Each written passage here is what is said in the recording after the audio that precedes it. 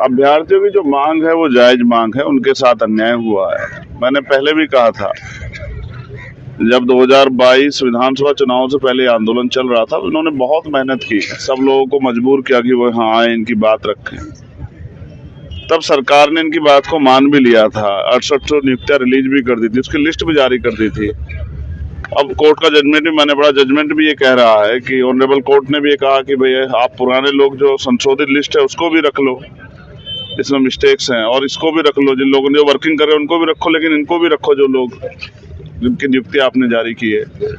अब इन सब की करने की जिम्मेदारी ना तो ताकत मेरे हाथ में ना इनके हाथ में, वो सब ताकत है सरकार के हाथ में। जब सरकार ही ना करना चाहे, सरकार ही चोरी करने पे, डकैती करने पे उतारू हो जाए, तो फिर कहां से न्याय होगा। ये तो मुख्यमंत्री के बाएं हाथ का एक कलम चलानी है उनको, और ये काम हो जाएगा। लेकिन 500 से ज्यादा दिन हो गए इन बच्चों को बिलखते हुए, तड़पते हुए, घर छोड़ के आप पड़े हुए हैं, 530 दिन हो गए हैं। आप समझिए, वही लोग हैं जो सरकार बनाते हैं, ये वही लोग हैं जिनके घरों पे वोट मांगने जाते हैं, जिनके पैर छूते हैं, जिनको रिश्तेदार बताते हैं, जिनके पैर दबाते हैं, जिनके साथ बैठ के खाना खाते हैं।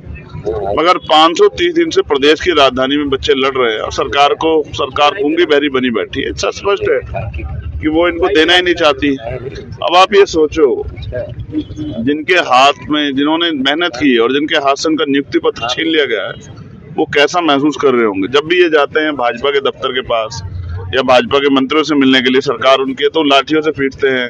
अभी मैंने देखा एक बहन, शायद वो प्रेग्नेंट थी, उसको और वो ऐसे उठा के लेके आ रहे, जानवर की तरह जो सलूक कर रहे हैं, जनता देख रही है। लोकतंत्र में इसकी कोई जगह नहीं है, और सरकार ने चोरी की है। सरकार को इस बात पे खेद प्रकट करना चाहिए, लेकिन ऐसा लगता है जैसे भाजपा के लोगों का जमीर मर गया हो।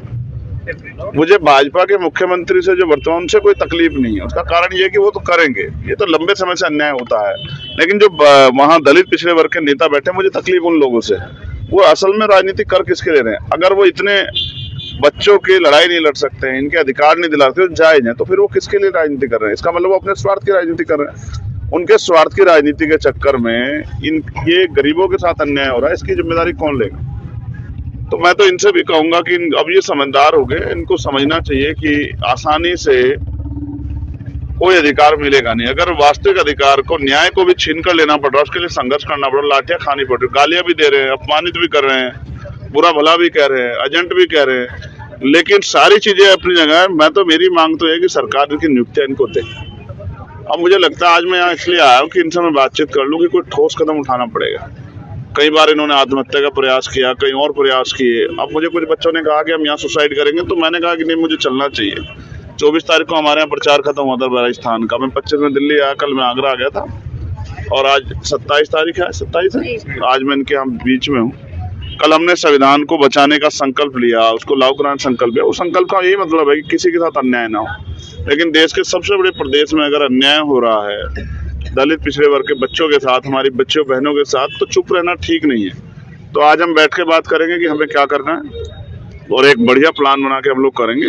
लेकिन इस बार जो संघर्ष होगा वो आर पार का होगा, क्योंकि अगर इनको रोज रोज इन हालातों में देखना कठिनाई भरा है, और इनको मारपीट, इनके साथ इनका अपमान होते नहीं देखा जा सकता। अब कुछ बड़ा करेंगे, ऐसा करेंगे कि सरकार को मजबूर होकर इनको नियुक्ति देनी पड़े।